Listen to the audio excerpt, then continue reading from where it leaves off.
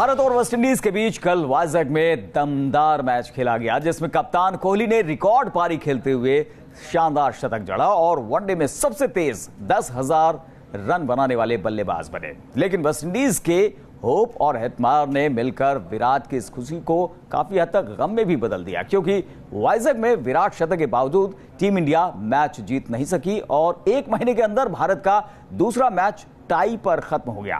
कैसे रोमांच से भरे इस मैच में कोई भी टीम जीत दर्ज नहीं कर पाई, आपको रिपोर्ट दिखाएंगे और इस पर चर्चा करेंगे अपने क्रिकेट एक्सपर्ट मनिंदर सिंह से, जो हमारे साथ स्टूडियो में मौजूद हैं। वाइजैक में विराट रिकॉर्ड बना, कोहली का शतकीय वार भी हुआ, लेकिन विराट को फिर भी मिली मायूसी।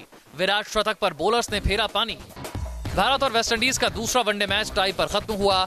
टीम इंडिया ने 6 विकेट पर 321 रन के जवाब में वेस्टइंडीज ने 7 विकेट पर 321 रन का स्कोर बनाया।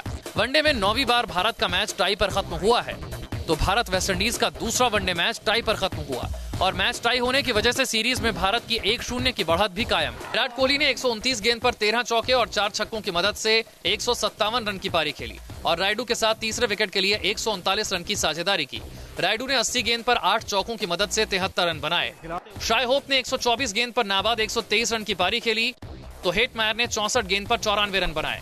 वहीं भारत की ओर से कुलदीप यादव ने 10 ओवर में 67 रन देकर 3 विकेट लिए। तो जबरदस्त मुकाबला, रोमांचक मुकाबला जिसमें टीम इंडिया जीत सकती थी, लेकिन ये मुकाबला टाई पर खत्म हुआ। मनिंदर जी, लगता है कि विराट कोहली जिस तरह से रिकॉर्ड पर रिकॉर्ड बनाते जा रहे हैं, वाइजैक में भी करिश्माई प्रदर्शन, लेकिन मैच टाई पर खत्म हुआ। लिमिटेड ओवर की जहां बात आती है, वेस्टइंडीज की टीम वहां पर अनलिमिटेड पोटेंशियल दिखाती है, कहा जा सकता है। नहीं, पोटेंशियल है इस टीम में। इस टीम में बड़े यंगस्टर्स ऐसे हैं जिनमें बहुत टैलेंट है। खासतौर से वनडे क्रिकेट की या T20 क्रिकेट की बात करें, टेस्ट मैच क्रिकेट में एक अलग टेस्ट होता है और अलग अलग पिचेस के ऊपर मैचेस होते हैं जिन कंडीशंस में खेलते हैं। जैसे हिंदुस्तान की कंडीशंस में आके खेले तो उनको मुश्किल हो रही थी, लेकिन वनडे क्रिकेट में क्या है, आपको अच्छी पिचेस मिलने वाली है बैटिंग के लिए। और कल के मैच में तो खासतौर से ये था कि दूसरे हाफ में उनको बैटिंग करने का मौका मिला जब ड्यू आ गई थी और ड्यू की वजह से बॉलर्स को भी थोड़ी सी परेशानी हो रही थी बॉल को ग्रिप करने में। और हमने हमेशा देखा है कि जब बॉल थोड़ी सी गीली हो जाती है ड्यू की वजह से, तो बैट के ऊपर बहुत बढ़िया तरीके से आती है, जो कि वेस्टइंडीज के बैट्समैन को अच्छा लगता है। लेकिन ये टैलेंटेड लॉट है और मेरे हिसाब से क्रिकेट के लिए बहुत बढ़िया हुआ कि वेस्टइंडीज की टीम ने जिस तरह से लड़ाई की।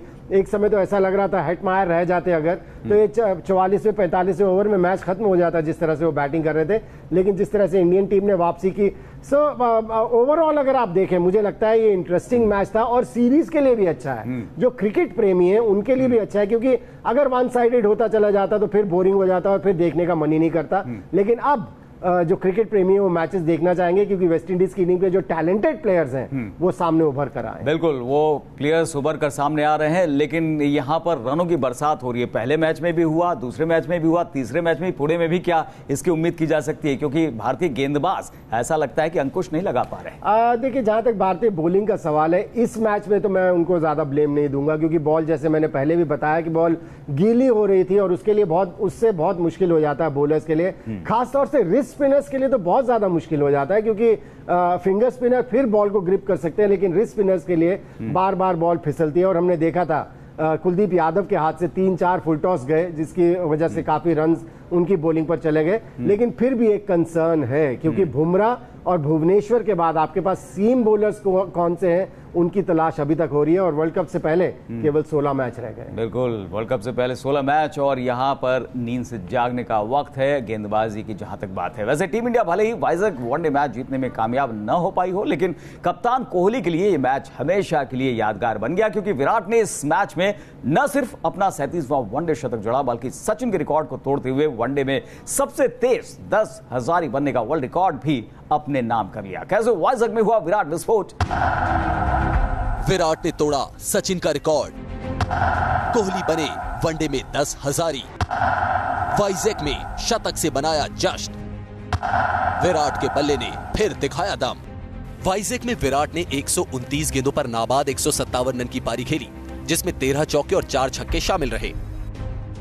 इस पारी के दम पर विराट ने 205 पारियों में 10,000 रन का आंकड़ा पूरा किया, जबकि मास्टर ब्लास्टर सचिन तेंदुलकर ने 259 पारियों में यह मुकाम हासिल किया था। यानी विराट ने 10,000 रन तक पहुंचने में सचिन से 54 पारी कम खेली है। विराट वनडे में 10,000 बनने वाले भारत के 5वें बल्लेबाज हैं। वहीं इस मुकाम को हासिल करने वाले विराट वर्ल्ड क्रिकेट के 13वें बल्लेबाज हैं। ये वनडे क्रिकेट में विराट का 37वां शतक है। वहीं इंटरनेशनल क्रिकेट में विराट का 61वां शतक, जबकि सीरीज में विराट का ये लगातार दूसरा शतक है। वहीं विंडीज के खिलाफ विराट का 6ठा शतक। 10,000 क्लब में शामिल हो गए हैं विराट कोहली। मनिंदर जी, जिस लय में चल रहे हैं, जिस अंदाज में बैटिंग कर रहे हैं, रनों की बरसात कर रहे हैं, सचिन से हर मामले में आगे निकलते दिख रहे हैं। बिल्कुल, इसमें कोई शक की बात नहीं है। और मुझे लगता है कि एक एम उन्होंने बनाया हुआ है कि ये मेरे हीरो हैं, इनकी वजह से मैंने क्रिकेट खेलनी शुरू की थी और इनका रिकॉर्ड अगर मैं तोड़ सकूं तो कितना बढ़िया होगा। और उसकी तरफ ये जितना हार्ड वर्क करते हैं, जितना इनका कंसंट्रेशन लेवल है, फोकस लेवल है, मेरे ख्याल से उसी तरफ ये बढ़ रहे हैं। लेकिन जिस तरह की बैटिंग कर रहे हैं, अमेजिंग बैटिंग। बांग्लादेश के तो तमीम इकबाल ने ये भी कह दिया कि वो इस दुनिया के नहीं दूसरी दुनिया से लगते हैं जब वो बैटिंग कर रहे होते हैं। और वाकई ये दोनों वनडेज में जो उन्होंने बैटिंग की, कुछ ऐसा ही लग रहा है। विराट के वनडे में सबसे तेज 10,000 बनने पर बीसीसीआई के एक्टिंग प्रेसिडेंट सीके खन्ना ने क्या कुछ कहा, आइए अब आपको ये सुनाते हैं। विराट कोहली ने एक विश्व कीर्तिमान वर्ल्ड रिकॉर्ड बनाया है। सबसे कम इनिंग्स 205 इनिंग्स में 10,000 रन का लक्ष्य उन्होंने ये पूरा करा है। वो निश्चय ही बधाई के पात्र है। जिस तरह वो खेल रहे हैं, जिस लय में चल रहे हैं, उसकी क्या अंत, क्या सीमा होगी, कोई नहीं जानता है। इसके साथ ही ये 37th उनकी वनडे ये सेंचुरी है और पहले भारतीय बल्लेबाज हो गए जिन्होंने वेस्ट इंडीज़ के अगेंस्ट 6 सेंचुरी लगाई।